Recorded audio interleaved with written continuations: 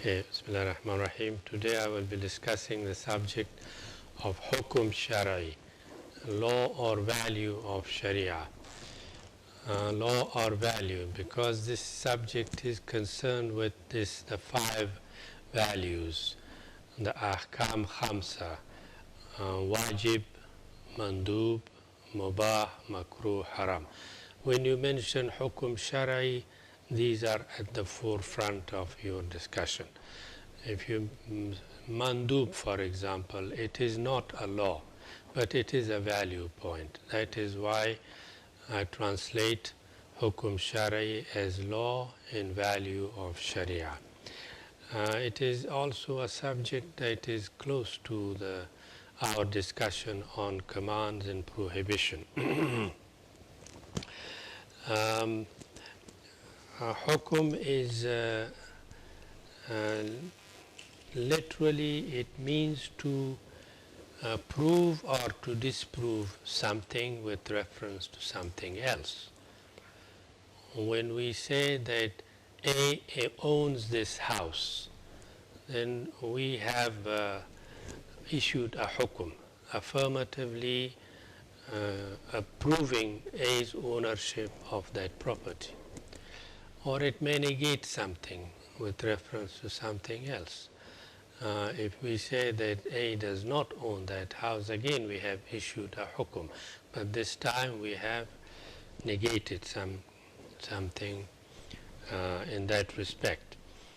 Hukum may be rational, aqli, it may be something hissi, that is palpable to the senses, or it may be shara'i.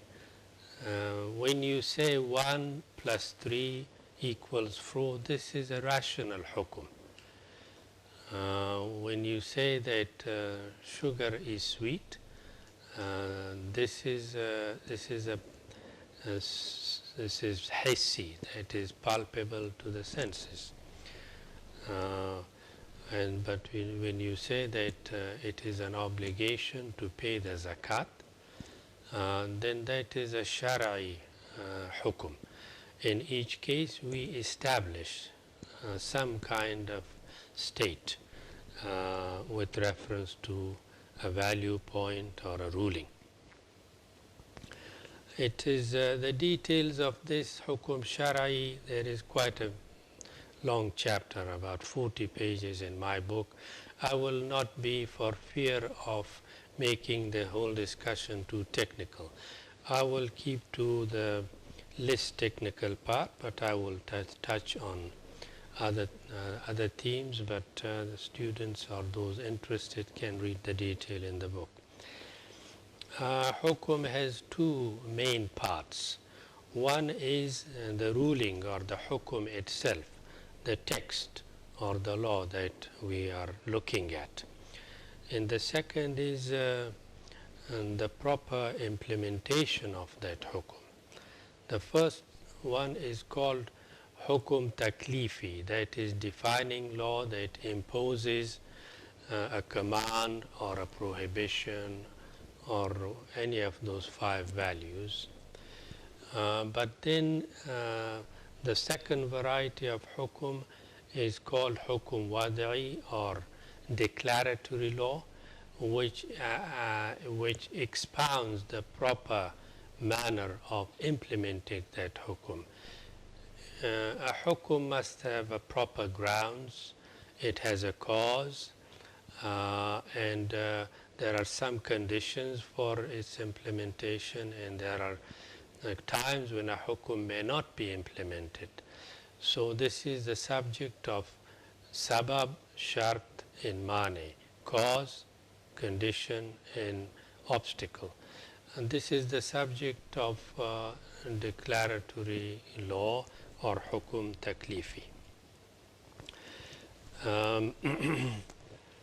The hukum is given the definition that it is a communication from the lawgiver concerning the conduct of the mukallaf, a competent person, which consists of either a demand or an option or an enactment.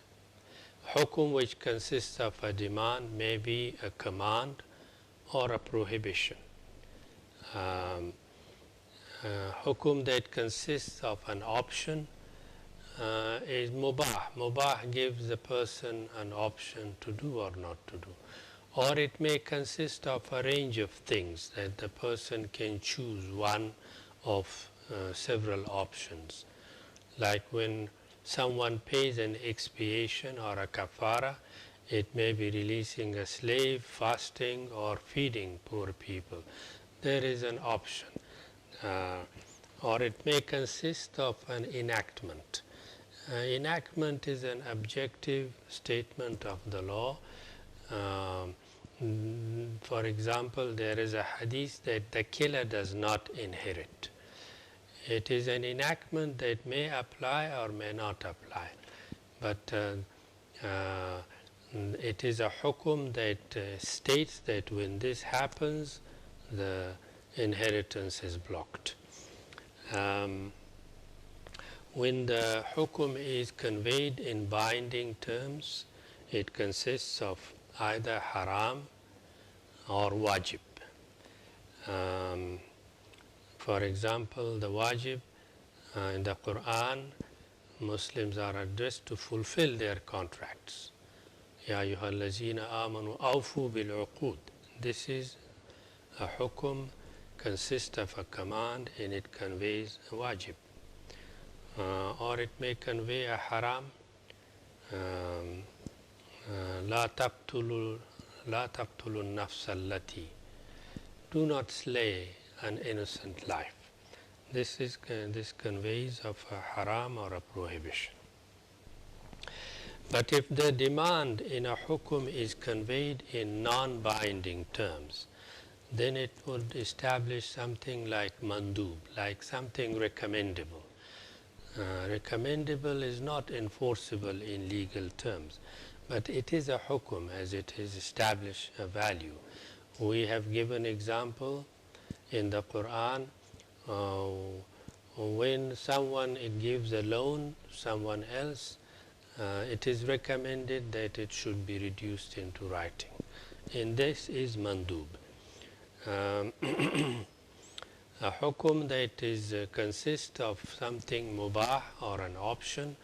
In the Quran we read, when you have come out of the ihram in the hajj, fastwadu, you may hunt, you may go hunting. This is a hukum, but it consists of an option.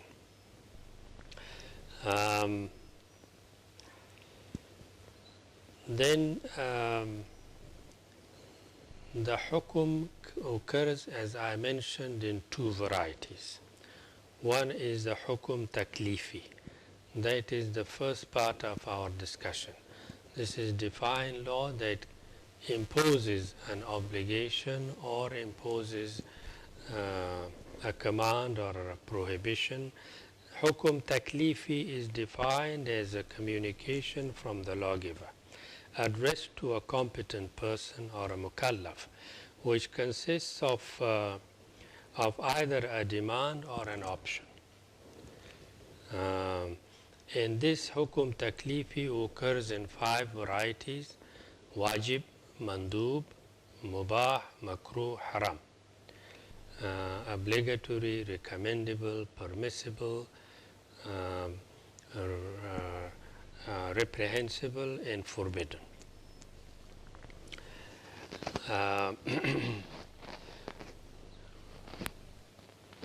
The hukum taklifi occurs in 5 varieties. We discussed the first one of these, which is wajib. Wajib consists of an obligation, and it is defined as a communication from the lawgiver addressed to a competent person, which conveys a demand, a binding demand to do something.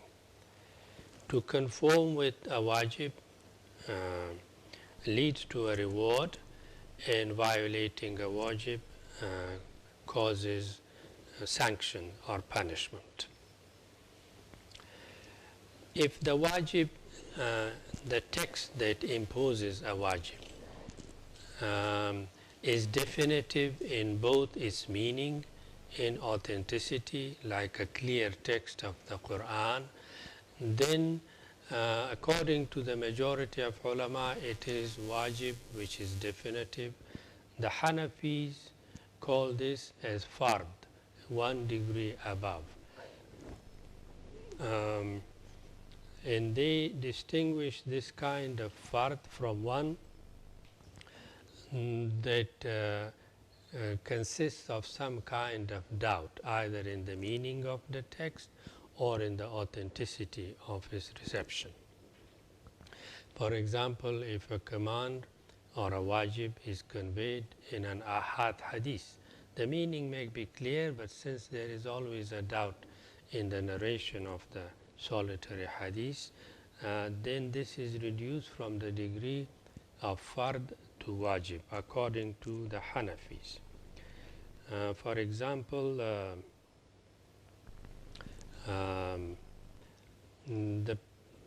the obligation to perform zakat, to give charity to the poor, that is a command. That is a command that is definitive, both its meaning in every respect. But to recite the surah Fatiha in Salat, this is wajib, this is not fard.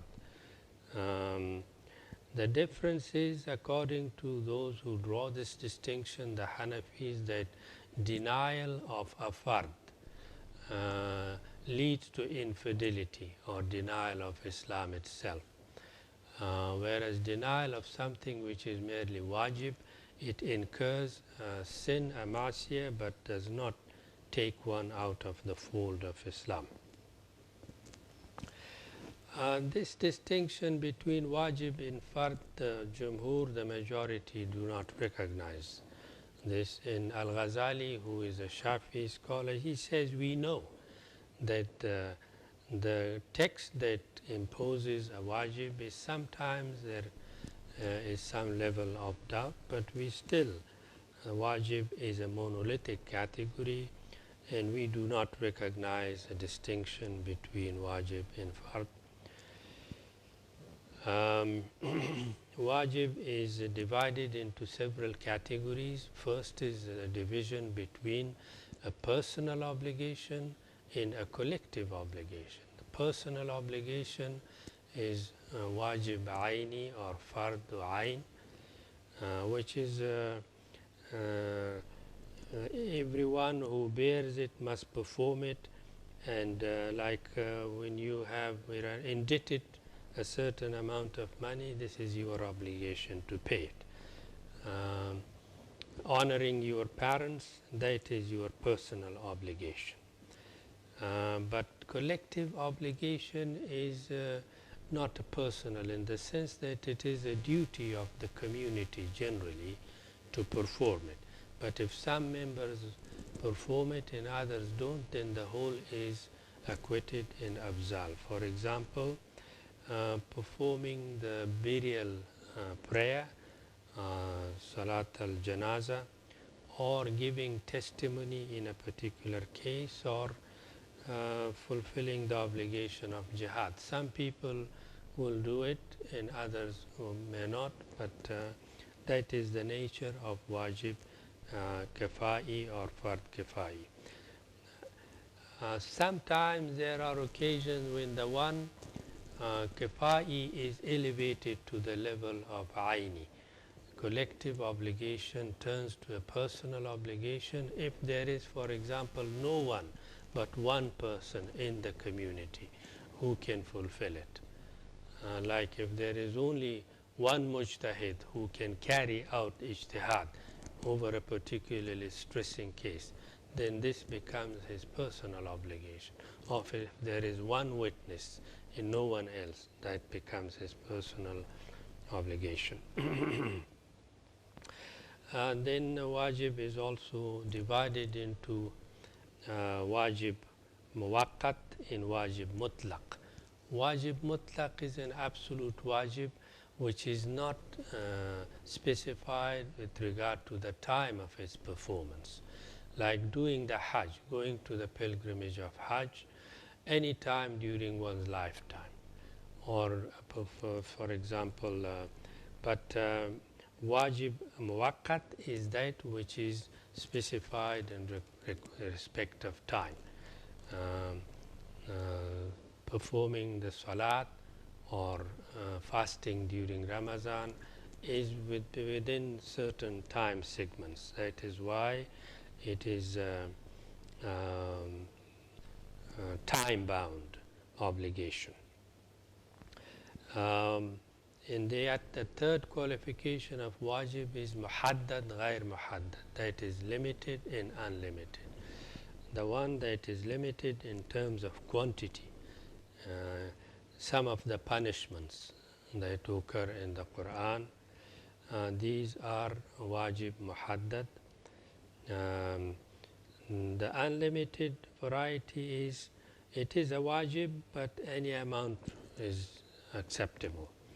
Like charity above the level of the obligatory charity, or nafaqa, maintenance that is required of a husband.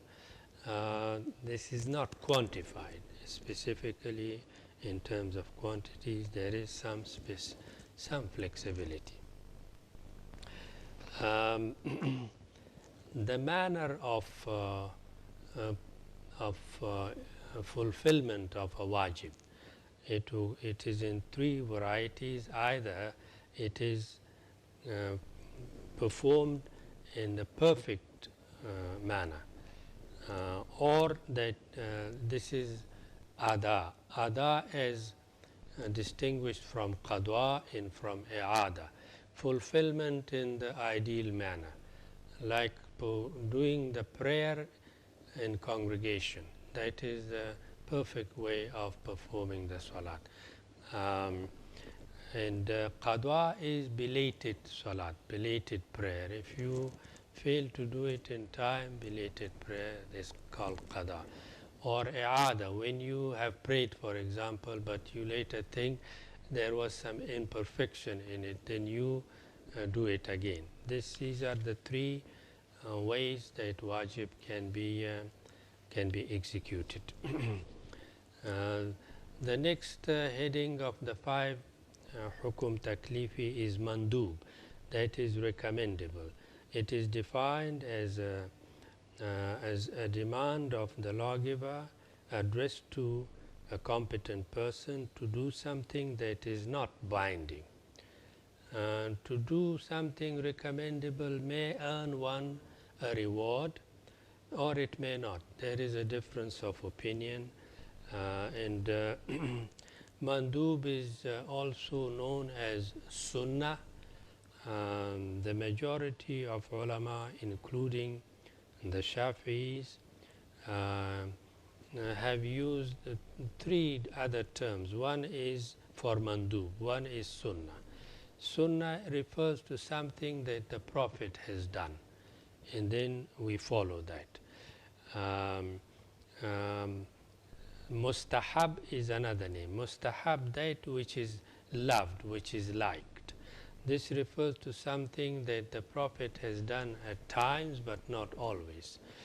And then tatawwu, something supererogatory, something, someone does something good without following a precedent or a sunnah.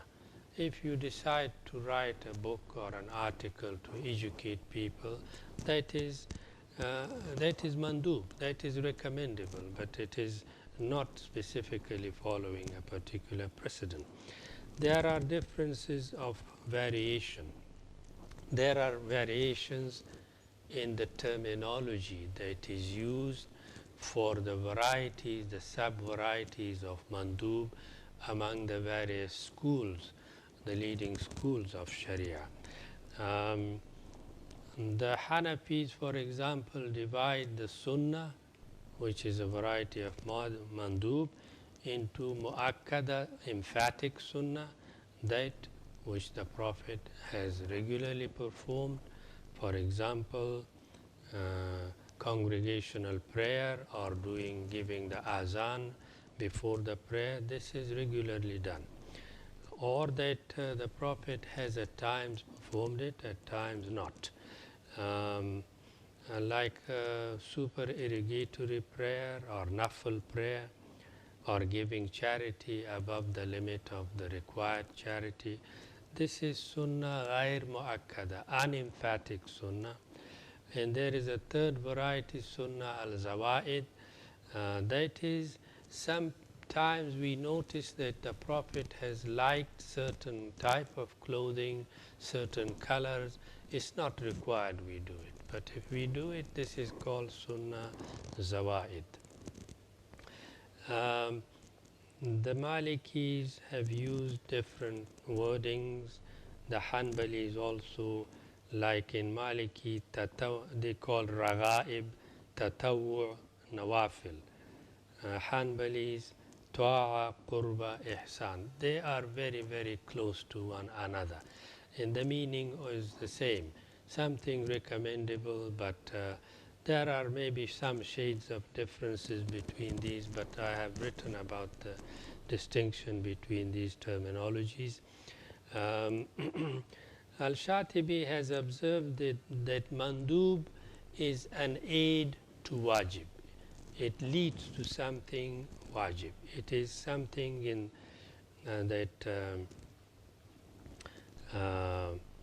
for example, wearing clean clothes. It's something recommendable. It leads to wajib because purity of body in attire. There is, of course, a certain requirement that is wajib. And when you do more than that, or that which leads to it, that is in the nature of mandub. The manner of the language, the linguistic terms in which the mandub is conveyed in the Quran or Hadith. Sometimes the actual word is used. The Prophet says, if you perform wudu, ablution, on the day of, on Friday is good, but you take a bath, that's better. The better part is the recommendable part.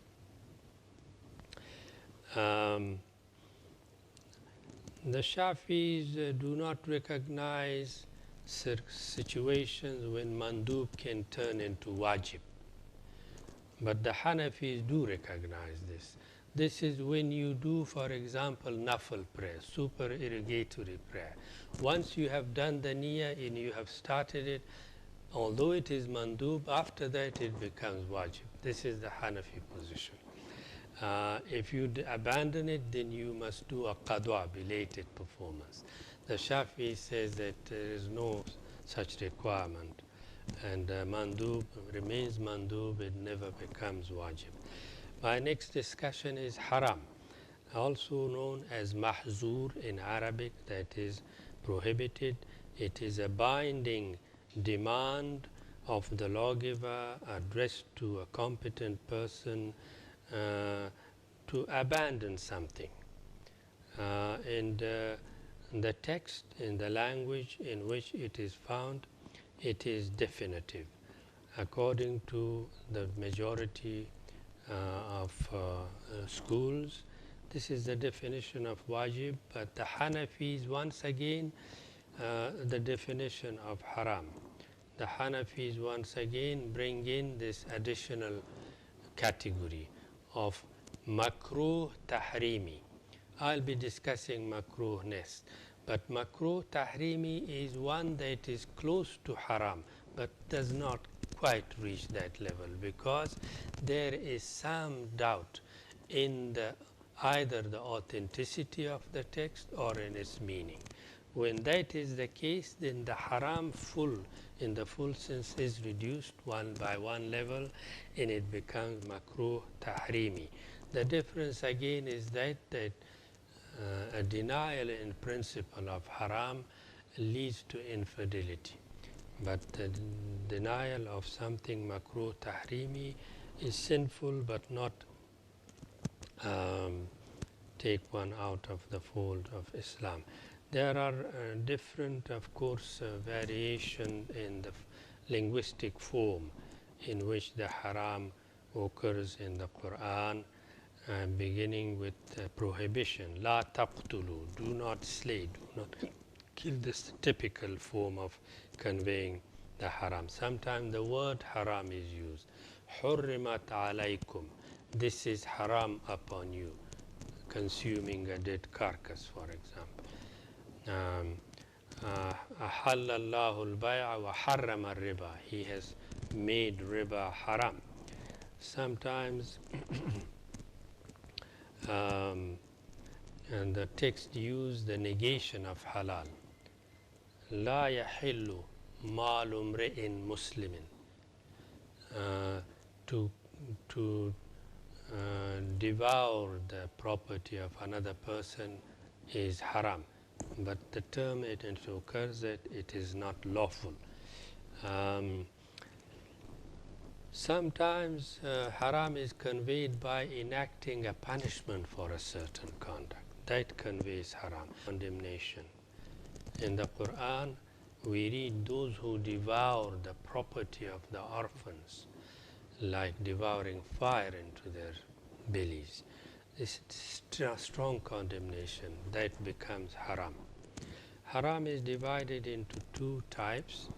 One is haram li zatihi, haram for its own sake. The enormity of the conduct is self-evident, like killing, like adultery, like marrying your sister, something like. The consequence of this is that it cannot give rise to any claim or any right.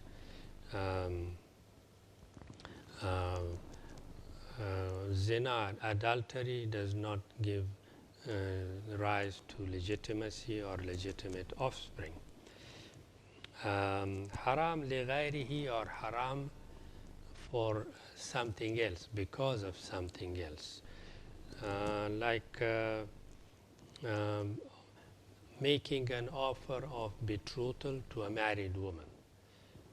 Offering of betrothal or engagement is lawful, but because this person is married, it is haram for something else, because of something else.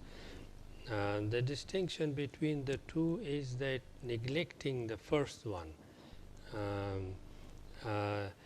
is not allowed except in situation of dire necessity, whereas haram reghayrihi maybe is allowed sometimes even if it avoids severe hardship. Like a physician is not allowed to look at the private parts of his patient, but for the sake of because it is necessary, this is permitted. And looking is not haram, but looking in the circumstances become haram. If haram in something good combine with one another, the haram dominates. If there is combination between haram in qurba, an act of devotion, like fasting on the day of Eid, it haram dominates. In the qurba, the good part in it is not counted. Now I'll be discussing makruh or reprehensible. This is also a demand from the lawgiver addressed to a competent person to avoid something, but not in binding terms, not in prohibited terms. There is no punishment for committing makruh or no reward for even omitting it. In many ways, makruh is the opposite of mandub, like wajib is the opposite of haram. We have, again, the Hanafis earlier I said, divide makruh into two types: makruh that is close to haram, then makruh that is for the sake of purity, makruh tahrimi, makruh tanzihi. Like there is sometimes in the text the word is used is haram, but it's reduced one level in the hadith. This is a solitary hadith referring to the gold in silk. هذان حرامani لرجال ummati. These two are haram to wear for men, but okay for women. The Hanafi say because this is a solitary hadith, some doubt in its authenticity, it is not haram, it is makruh tahrimi, one level below. But if you go to Friday prayer or congregational prayer, you are advised not to take raw garlic. To take raw garlic at that time, it is makruh tanzihi, for the sake of purity, not causing offense. The Quran on occasions refer to this, and there is a verse, Surah 17, verse 38. All of this, كل ذلك كان سيئة عند ربك مكروها. All of them are an abomination in the eyes of your Lord. In the references, one who walks with arrogance, one who takes a position without knowing, without knowledge, one who does not give full measurements in weights, and one who breaks his promise. All of this is referred to in the text followed, saying that these are abominations in the eyes of Allah. Similarly, there are texts in hadith asking too many questions and giving something undesirable in charity. You are supposed to give something which is good, perfect. And there is a hadith like Kariha Nabiyu Salata Nisfun Nahar. Kariha is a derivation of makruh. The Prophet disliked prayer at midday time. Wait until the sun declines. Makruh is the lowest degree of haram. Often when the scholars they consider something, they don't find sufficient evidence to declare it unlawful, they put it in this basket of makruh.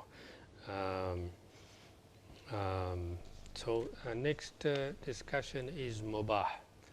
Mubah, that is permissible, also called halal in jaiz in Arabic. Permissibility is also classified as a hukum because sometimes the Quran uses those terms. It is no sin for you to do this and that. It is a communication from the lawgiver addressed to a mukallaf, giving an option with regard to doing or not doing. This is the definition of mubah.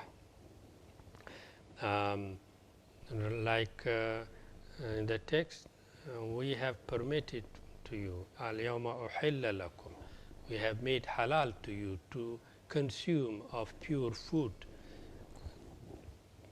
And then the text use expression like la junah, there is no blame if you make an offer of betrothal to a woman, for example. And then there are committing an unlawful, something unlawful due to necessity in zarura. This is also mubah. It is the text in Surah 2, verse 173. Tell us, if you do it out of necessity, uttering a word of kufr, for example, under ikrah, under compulsion. Sometimes the text may be in the language of a command, but what it conveys is a permissibility. After the Friday prayer, scatter in the land. It's only permissible. And when there is no textual indication about something, then we refer to the principle of ibaha. As I earlier discussed, this is a presumption of ibaha. This is the basic norm. If there is no other indication, we put it under mubah. Mubah is in three varieties. One is that there is no harm in it, doing or not doing, like walking in fresh air hunting, eating. The second variety is that and there is no harm for the individual to do something mubah, but it is basically prohibited, like eating unlawful food due to necessity and starvation, or uttering a word of kufr due to compulsion. And the third variety is, well, for lack of better terms, we put it under mubah, but it is not quite accurate, like the acting of a child or of an animal, or even the act of God. What do we call it? Mubah, they say. You cannot put it under any other category. Or certain things that a person did before he became Muslim or before Islam.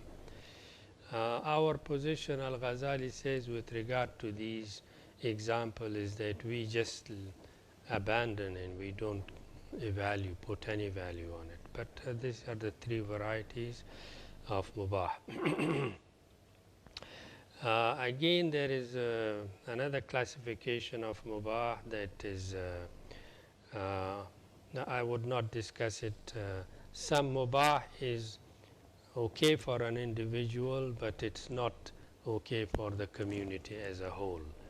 And in that order, for individual, for community, certain other varieties of mubah have been discussed by the ulama of usul. There are times that an act may fall under any of these various categories. An example of this is marriage. Marriage is basically mubah for a person, but it is wajib if a person is in imminent fear of falling into sin, in zina. Then it's wajib for him, if he has the means, if he is fit, to marry. It becomes mandub for a person who is fit, who has the means, and that. But it becomes makruh for a person if he believes that he may commit violence. He is probably a violent character. And it becomes haram, marriage, if he is definite that this will lead to violence and to loss of life or limb. If someone has confirmed record of violent crimes, for example. My second discussion is the variety of hukum, that is a declaratory law. This is the variety of hukum that facilitates the implementation, the proper implementation of the first variety of defining law, or hukum taklifi. In the discussion here refers to cause, the cause of a particular hukum. A hukum can exist only when its proper cause is in existence, and it collapses when it doesn't. There are certain conditions that must be fulfilled before a hukum can be implemented. Like in marriage, you have to have two witnesses, for example. It gives full effect to the implementation of that hukum. And there are times that a hukum cannot be implemented, like you are required to pay the obligatory charity, but that collapses if you are indebted to the level of insolvency. If all of your properties to be consumed, consumed in that debt, then there is no zakat to pay. That becomes a mani.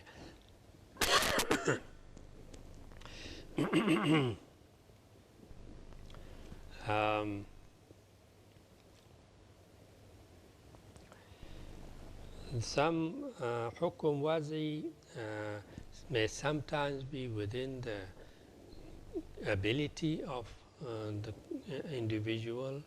At times it may not be. Like the arrival of the time is the cause of the prayer. Arrival of the time is not within the capacity of a person.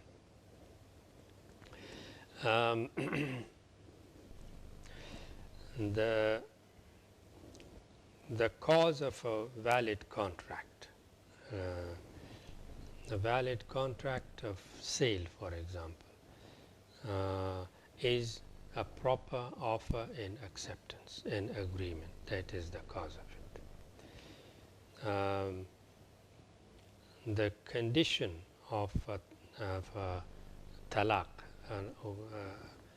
a divorce, is that there should be a marriage in existence before a divorce can take place. And also that there are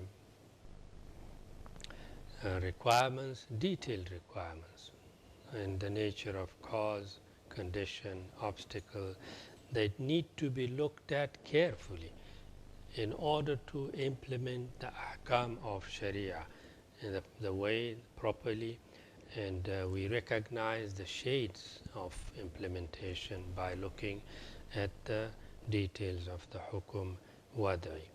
There are two other discussions that have been placed under this title of declaratory law or hukum wada'i. This is the discussion of sahih and batil. And according to the Hanafis, the three classifications of sahih, valid, batil, invalid, and fasid, that which is voidable.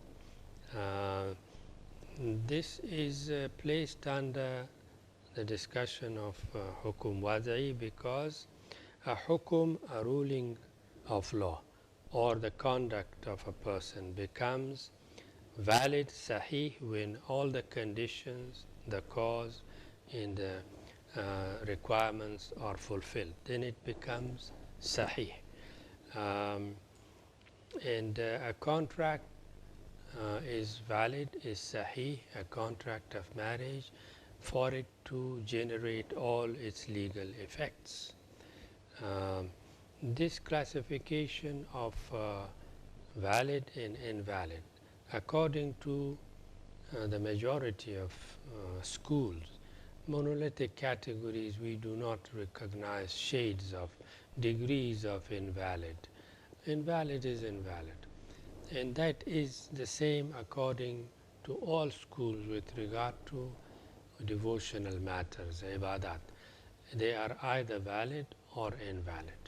But in regards to mu'amalat and civil transactions, the Hanafis introduced this intermediate category of fasid, irregular or void.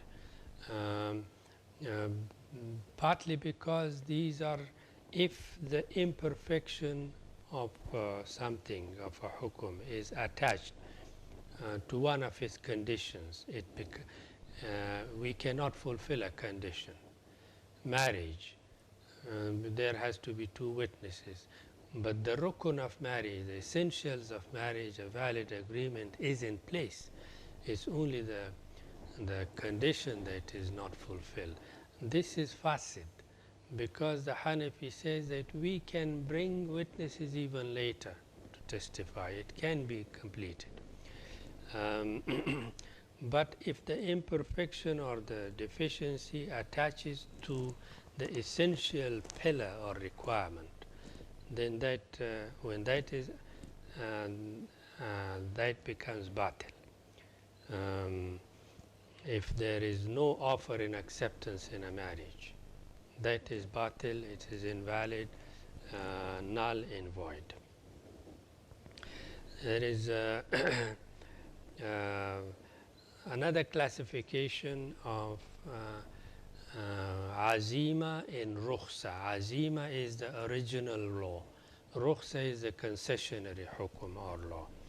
This is sometimes we don't know exactly whether it is accurate to place it under declaratory law, and scholars are not unanimous, but azima refers to a normal command or law in its unmitigated form. If you say that it is your obligation, perform the prayer, the salat, without any addition.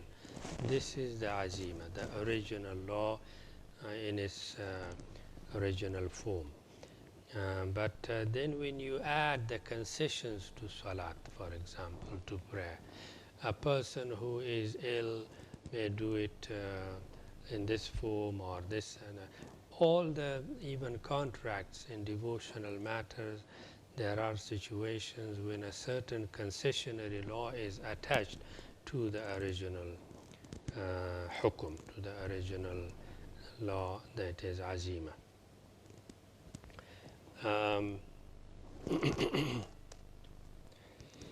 But when there are concessionary situations, if you are traveling, for example, you are allowed to shorten your prayer. But when it comes to an end, your travel, the original law returns back into its place. Then you are not allowed to shorten your prayer. The same, if you are traveling, you are not expected to fast. But when you come home, then you resume. The original law comes into play. The distinction, the rukhsa, the concessionary ahkam or rules of Sharia are due either to necessity, sometimes in order to prevent starvation and death, you are allowed to consume unlawful food. This is a rukhsa. Or sometimes it may be due in order to prevent hardship only, like opening a fast during the time of travel. This is in order to avoid hardship. There are times, on occasions, the Sharia has allowed certain things, although there are some irregularity in it, some varieties of contract. There are some abnormalities, but like the contract of ijara in salam, lease in hire and forward sale, something is missing. But because there is a benefit in it, there is a concession is made for that reason. I have discussed the two main varieties of hukum, but the concession or the discussion, the fuller discussion of hukum shara'i also requires attention to three other topics, and I will not be discussing them in detail, but I have written about them. That is, first is the hukum shara'i is the law itself, and we have discussed that in detail. But the hakim, the lawgiver, that is one who issues the hukum. A hukum must originate in a proper authority. And then there are discussions that we attach values to conduct because the lawgiver has dictated so. The good and the evil, the discussion, the attachment of values to human conduct, is it inherent in the nature of things, the good and evil, or is it only because the lawgiver has said so? This is a discussion that falls under hakim. Also, the lawgiver must communicate the law to the mukallaf, to the competent person, so that the competent person is aware of in the expectation that he must comply. And finally, that the law that is communicated must be, the person must be able to understand it. It must be something that is not a total mystery, but can be understood. Then the next limb, one of the two, is the hukum shara'i, the hakim, the lawgiver, then mahkum fihi, the subject matter of the hukum. The subject matter of the hukum is the action of the conduct of the competent person or the mukallaf. Uh, the person is expected either to fulfill something, an obligation, wajib, or to avoid something which is in the nature of haram. And that is the subject matter of either a command or a prohibition. And what is the nature of that demand? And that is the subject matter of hukum, that it is known to the person to whom it is addressed, and whether it is the subject matter is something the person is capable of compliance, whether it consists of the right of God or the right of man, haqqullah and haqq al-abd. These are discussions that are found under the heading of the subject matter of hukum. And then briefly, mahkum alayhi. Mahkum alayhi is the person upon whom the hukum is imposed, or the hukum is addressed to some person. And that is involved the discussion of legal capacity, taklif, legal capacity, also ahliya. And in order for a person to carry out the demand or the expectation, command, whatever it is, he must be a competent person, intellectually capable, that he is not asleep, he is not intoxicated, that he has reached a certain age, and so on. And there are different categories of ages, that from age 7 up to 21, for example, the age of discernment, the age of puberty, age of majority, age of maturity. There are details that falls under the subject of legal capacity or ahliya. Legal capacity occurs in two varieties, that is ahliyatul wujub and ahliyatul ada. The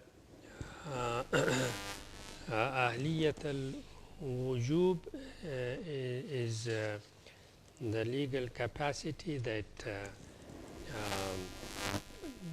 these are in two types. Certain, for example, capacity exists even in a minor person immediately after the birth. And some even would say that ahliyatul wujub originates even before the birth of the child, as of the moment of conception. For example, even at that time, it is he can receive, the child can receive a bequest, for example, or a right that is conferred upon that infant in the embryo. This is ahliyatul wujub. Ahliyatul ada is the capability a person acquires after attainment of certain requirements, that he can take what is in the nature of taklif, in the nature of a demand, whether it is a command or a prohibition, that is fully. To conclude our discussion of hukum shari, notwithstanding a level of technicality that arises from the detailed study of hukum, in many ways the fiqh, Islamic law that we understand, the five values, the ahkam al-khamsa, this is the major theme of Islamic law. And what we have looked at today are the nature of hukum shari, the requirements, the manner of implementation, the shades of the understanding of the ahkam of sharia. A great deal of it also is parallel to what we might even when we look at modern jurisprudence. Some of these ingredients, for example, the law must originate from competent authority, some of the ingredients that we have looked at, it must be communicated, it must be understandable, and what is the subject matter, and all of these details. Although the Sharia does not occur only in the form of do's and don'ts, wajib and haram, but it combines these value categories of recommendable, reprehensible, and mubah, which may not be found in modern statutory law. And there is the difference between the discussion of hukum in the Sharia as compared with that of statutory or modern law. Thank you.